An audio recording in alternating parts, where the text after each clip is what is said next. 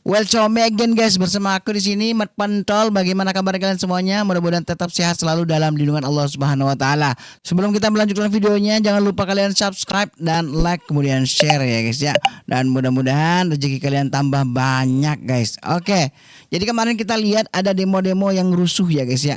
Mungkin mereka bakal demo-demo terus. Intinya sampai mereka itu bisa membuat Pak Aniesnya tersebut menjadi seorang presiden.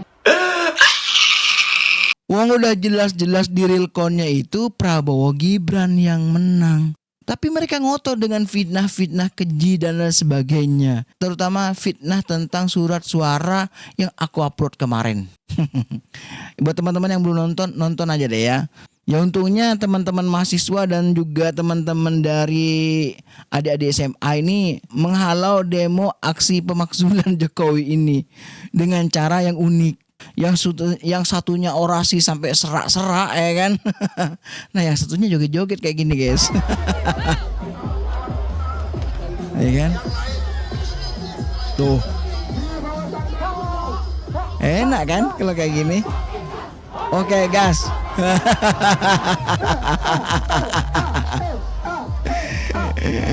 Iya kan.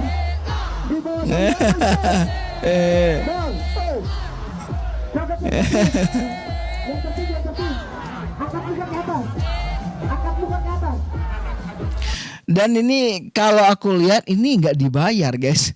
Aku yakin mereka tuh nggak dibayar. Mereka pada berangkat sukarela. Aku lihat vibesnya tuh positif soalnya gitu loh. Dan cuman hanya di era Pak Jokowi aja ada demo tandingan kayak gini. Oh, coba lihat nih. Tuh. Keceriaan tanpa beban, mencerminkan kebahagiaan rakyat. Itu kan? Tuh.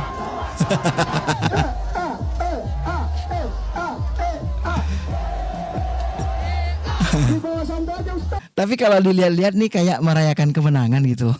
Karena kita semua tahu bahwa Pak Jokowi itu memang dicintai sama rakyat. Assalamualaikum Pak Jokowi ki. Aku pencintamu, pendukungmu ki, rakyatmu ki. Anakku sing mulai sekolah tak kon kerja manjing dibanding melok dimu. Dimu panas setengah hari bayarnya 50.000. Ki lho, ngulindak setengah jam. 100.000 lu penak iki to dibanding dimu Pak Jokowi. Ki lho rakyatmu yang mencintaimu. Tambah semangat. Assalamualaikum warahmatullahi wabarakatuh. Waalaikumsalam warahmatullahi wabarakatuh. Casingnya sederhana, mesinnya cerdas gitu, lumayan nih bapak nih ya. Ya daripada demo-demo begitu kan dapat 25.000 ya kan kalau yang ada yang bayar gitu. Masih banyak orang-orang seperti bapak ini yang berpikiran waras gitu kan. Sehat selalu ya Pak ya. Mantap jiwa, mantap jiwa. Ini merupakan salah satu bukti nyata kalau banyak masyarakat yang sangat mencintai Pak Jokowi. Apalagi menyayangi Prabowo Gibran. Ini aku nggak ngerti apa jalan pikirannya sama orang yang suka nuduh-nuduh Pak Jokowi. Sama orang yang suka nuduh-nuduh Pak Prabowo. Sama Gibran juga. Dan mungkin keluarganya Pak Jokowi. Serta orang-orang yang mendukung sama Pak Jokowi. Ngap. Aku yakin ini adalah rencana Allah supaya niat busuk orang-orang yang di sebelah itu tidak terlaksana. Karena kita tahu kan jejak rekamnya bagaimana, sudah ada di sosial media. Yang serius untuk jadi presiden, bukan yang main-main untuk jadi presiden. Anda ini berbahaya sekali. Anda memecah belah umat ketika Anda baru saja dilantik. Statement pertama Anda adalah ini kemenangan pribumi. Saya bicara tentang Jakarta yang dulu di dalam kolonialisme, Jakarta dijajah.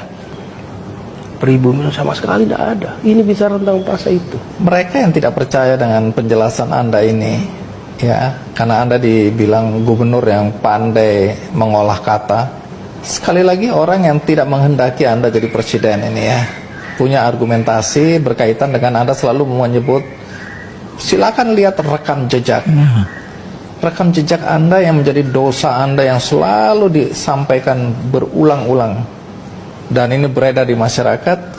Anda kan dulu bilang bagaimana kita harus merajut tenun kebinekaan, tapi justru di era Anda membiarkan pendukung Anda menggunakan politik suku, politik agama, sehingga sampai hari ini dampaknya kata orang sangat dirasakan adanya konflik. Bahkan ada yang bilang kadrun, ada yang bilang kecebong dan seterusnya.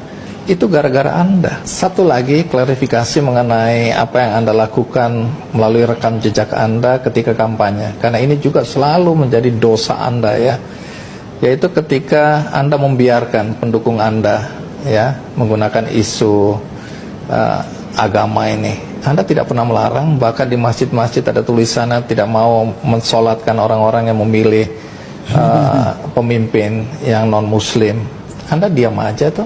Jadi Anda membiarkan sebenarnya keadaan ini dan Anda mengambil manfaat dari situasi yang menguntungkan Anda ini. Ibu Mega Suryani Dewi, seorang ibu rumah tangga yang mengalami kekerasan rumah tangga, lapor pada negara, tidak diperhatikan, dan dia meninggal korban kekerasan. Apakah akan dibiarkan? Tidak, ini harus diubah. Dan tidak kalah penting, hadir bersama saya di sini ayahnya Harun Ar-Rasyid. Harun Ar-Rasyid adalah anak yang meninggal, pendukung Pak Prabowo di Pilpres 2019 yang menuntut keadilan pada saat itu. Protes hasil pemilu. Apa yang terjadi? Dia tewas, sampai dengan hari ini tidak ada kejelasan. Anda ini berbahaya sekali. Anda memecah belah umat dan Anda mengambil manfaat dari situasi yang menguntungkan Anda ini. Terus ini juga ada rekam jejak, karena yang digembar-gemborkan terus itu kan rekam jejak sama Pak Anies. Apa iya rekam jejak yang katanya ditawarkan oleh beliau kemana-mana, saya menawarkan rekam jejak gitu kan? Apa iya rekam jejaknya yang katanya sebesar itu bakal hapus cuman gara-gara ganti slogan, gara-gara ganti kata-kata ketakutan? Lagi pula nggak ada larangan juga buat menghapus jejak. Kalau memang ada yang lebih baik, pasti rekam jejak yang lebih baik menghapus rekam jejak yang lebih buruk. Itu udah otomatis. Dan kita carikan pasti yang terbaik. Sebenarnya saya juga salah kalau membandingkan Pak Anies dengan yang sekarang, itu nggak apple to apple ya. Karena ya ada lagunya, ojo dibanding ke, ya mesti kalah. Kenapa saya ngomong kayak gitu? Yang pertama, kalau yang lalu, ini penafsiran saya sebagai anggota DPRD bekerja sama Pak Anies, saya punya hak untuk menilai kecepatan beliau dalam mengeluarkan kata-kata itu tidak berbanding lurus dengan kecepatan beliau dalam mengeksekusi tata kota. Jauh. Masih banyak contoh saya bisa keluarkan. Contoh, bisa saya kasih tahu nih, Perpres tentang LRT, Perpres 55 tahun 2018. Target dari Pak Jokowi ada sekitar 13-an rute LRT. Yang dikerjakan yang mana? Yang di dapil saya aja tuh, di Kelapa Gading Velodrome aja, cuman bolak-balik Kelapa Gading Velodrome. Nah itu kan cuman keren di kata-kata, nggak ada eksekusi nyatanya, itu jauh. Kecepatan tata katanya nggak berbanding lurus. Apalagi kita ngelihat RPJMD beliau. RPJMD apa sih? Mungkin ada yang belum tahu. RPJMD ya target kinerja beliau 5 tahunan, jangka menengah. Bisa dilihat air bersih. Kalau saya ubek-ubek air bersih nih, di RPJMD di masa akhir jabatan beliau itu targetnya itu 79,6% warga DKI terkoneksi air bersih. Dari start awalnya itu cuma 60%. Ujungnya kalau selesai masa jabatan 79. Tapi sekarang realitasnya, saya baru tanya sama Dirut PDAM, Direksi PDAM, berapa sih sekarang realisasinya dari target 79, awalnya di 60, baru 66. Berarti baru 6% kenaikannya dari zamannya Pak Anies sampai beliau selesai. Nah, cuma 6%. Berarti kecepatannya itu nggak secepat kata-katanya di RPJMD. Kecepatannya hanya 1% per tahun. Kalau begitu warga DKI butuh 34 tahun kalau dengan rate kecepatan seperti itu. Nah, satu lagi mungkin saya perlu beritahu juga bahwa ada Ingup 49 2021, itu instruksi dari Pak Anies ke Sekda di 2021. Itu di 2021 tuh beliau sudah kerja berapa tahun, Bang Karni? Isinya apa? Isinya tolong dong, ini bahasa saya ya, tapi nanti silakan ditampilkan. Isinya intinya semua tolong Pak Sekda beresin. Semuanya yang prioritas daerah. Lah, terus tanggung jawab dan tanggung jawabnya itu semua diserahkan ke Sekda. Jadi kalau ada apa-apa Sekda yang salah. Itu di akhir masa jabatan baru suruh Sekda beresin semua. Sisanya cuman kata-kata di RPJMD yang manis-manis saja. Nah, di dalam Ingup itu konyolnya di masa akhir jabatan Pak Pak Gubernur suruh Sekda bersih-bersih. Ada tulisannya apa? Tolong bikin master plan. Master plan buat apa? Yang pertama, master plan buat fiskal. Kedua, master plan buat aset daerah. Loh, orang kerja itu pasti udah punya master plan dulu di awal, baru kita kerjain 5 tahun. Ini kerja setelah sampai 2021 dari awal jabatan, baru mau bikin master plan di 2021 akhir, di pertengahan di akhir masa jabatan. Itu kan terlalu banyak narasi sampai beliau ngomong di forum apa tuh. Yang penting gagasan narasi di ujungnya baru karya. Karyanya ngerjain siapa? Ingub, suruh Sekda yang kerjain. Kalau gitu gajinya Pak Anies kasih aja semua ke Sekda. Kalau tanggung jawabnya ada di Sekda, bisa di copy, bisa di zoom itu nanti Ingubnya tulisannya tanggung jawab penuh Sekda, semua Sekda. Terus ngapain? Itu yang saya bilang ya ojo dibandingke ya mesti ngalah. Dan legacy Anies itu justru membebani pejabat berikutnya. Legasinya apa? Kita lihat komitmen fee aja menurut BPK masih perlu ada nambah kan 90 miliaran lagi. Itu kan beban. Sekarang Jakpro disuruh pusing cari duit dari mana. Ini legacy yang kalau bisa dihapus, hapus aja jejak-jejak itu. Kenapa kita harus takut menghapus jejak yang tidak baik dengan kinerja yang lebih baik? Jadi saya nggak antipati dengan kata-kata menghapus jejak. Saya dukung kalau memang harus ada jejak yang dihapus. Tapi jangan terlalu over khawatir kalau jejaknya berasa bisa dihapus hanya karena ganti-ganti slogan. Toh Pak Anies juga waktu itu ganti slogan kok dari gubernur sebelumnya. Dari Jakarta Baru, terus berubah slogannya jadi maju, kotanya bahagia, warganya. Itu kan cuma slogan. Tadi saya juga sudah konfirmasi ke dinas terkait bahwa sebenarnya hanya slogan yang diganti, logonya tidak diganti. Jadi kota kolaborasi itu masih ada, hanya ditambah slogan seperti itu, slogan yang baru. Yaitu Disempurnakan lah ya. Disempurnakan. Meskipun saya juga pribadi nggak setuju kota kolaborasi, tapi ya udah, itu cuma masalah kata-kata. Saya sebagai anggota DPRD, saya melihat saya nggak butuh kata-kata. Eksekutif adalah eksekutor, bukan kata-kata, bukan parameternya sebagai jubir. Jubir indikator kesuksesannya, kinerjanya adalah tata kata. Ya beliau dulu pernah jadi jubir pemenangan, tapi ketika beliau menjadi eksekutif daerah, eksekusi, kata-katanya aja eksekusi. Mana eksekusinya? Jangan sibuk narasi. Begitu karyanya di ujung 2021 bikin Ingub, Sekda tanggung jawab beresin semua. Dan lucunya lihat Ingubnya itu urutan paling atas itu apa tuh? Formula E. Nomor 2-nya apa? Suruh revisi RPJMD. Saya kaget melihat revisi RPJMD-nya, draftnya Bang Garni. Target-target indikatornya diturunin semua. Banyak kayak OKOC diturunin. Yang tadinya indikator kesuksesannya itu ada 7P. Dari peserta awal sampai P terakhir itu pemodalan, dapat modal. Itu indikator suksesnya. Diganti, direvisi. Hanya daftar aja udah lolos tuh rapotnya. Masa mau dihapus begitu rapotnya? Inilah saya bilang, kecepatan kata-kata yang tidak berbanding lurus dengan kecepatan eksekusi, padahal dia eksekutif. Langsung disipil sama yang kerja bareng sama beliau kan. Yang gue heran tuh sama siapa? Sama pendukung-pendukungnya. Kita akan melakukan yang disebut dengan urban renewal, peremajaan kota, penataan ulang, bukan dikosongkan, apalagi dikosongkan tanpa mempertimbangkan satu prosedur, rasa keadilan, dan memperhatikan mereka sebagai sesama warga Jakarta. Tahun 88 sini saya, Pak. Berarti Ibu sempat milih Pak Anies dong? Sangat pendukung Pak Gubernur Pak Anies. Cuman Pak Anies gak tanggung jawab ini. Masa pemerintah rakyat, pemerintah kayak Pak Gubernur ya. Katanya nggak ada janji, nggak ada penggusuran. Entahnya begini jadinya. Tapi kan gubernur tinggal janji. Katanya sebelum jadi gubernur Pak Anies janji tidak ada penggusuran. Udah kita itu dukung. Ini imbalannya begini. Dan saya tidak ingin menjadi bagian dari daftar orang yang mengkhianati promotornya. Saya tidak ingin menjadi orang yang menjegal promotornya. Pak Prabowo hari ini adalah calon presiden dari Partai Gerindra. Saya tidak mau menjadi orang yang dibawa untuk berhadapan dengan Pak Prabowo dan menghentikan Pak Prabowo. Saya tidak mau. Dan saya katakan itu kepada siapapun yang datang kepada saya untuk berbicara tentang calon presiden. Saya menyatakan bahwa dengan penuh rasa tanggung jawab saya menerima pencalonan sebagai Presiden Republik Indonesia tahun 2024. Siapa presidennya? Apa partainya? Apa partainya? Siapa presidennya? Sudah berkali-kali garis bawahi. Kami mengatakan berkali-kali sejak dulu konsentrasi pada manusia, pada manusia.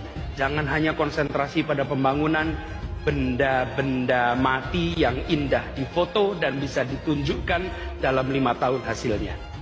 Justru yang harus ditonjolkan adalah pembangunan kualitas manusia.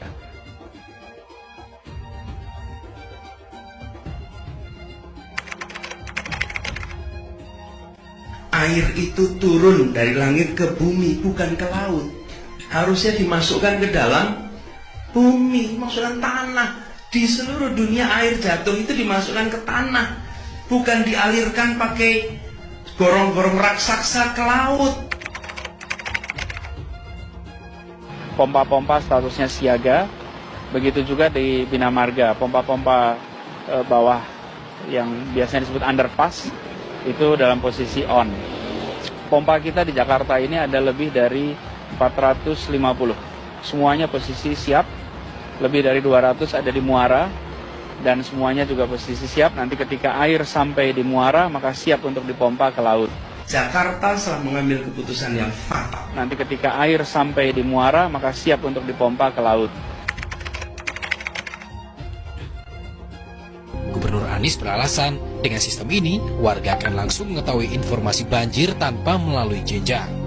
Bila ada kabar, maka pemberitahuannya akan langsung ke warga, tidak melalui jenjang.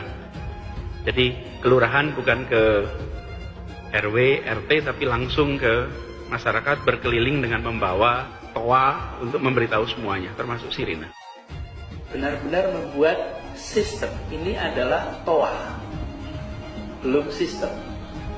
Saya cek ini, kenapa kita pakai ini coba? Dan adanya cuma di berapa nih? 14 kelurahan. Pertanyaan sederhana, kenapa di Jepang pakainya begini ya? Kalau banjir kira-kira antara peringatan dan kejadian berapa menit? Lama lah, kenapa pakai alat begini? Ini dipakai karena tsunami. Kalau kita punya musuh perang, nah ini perlu nih.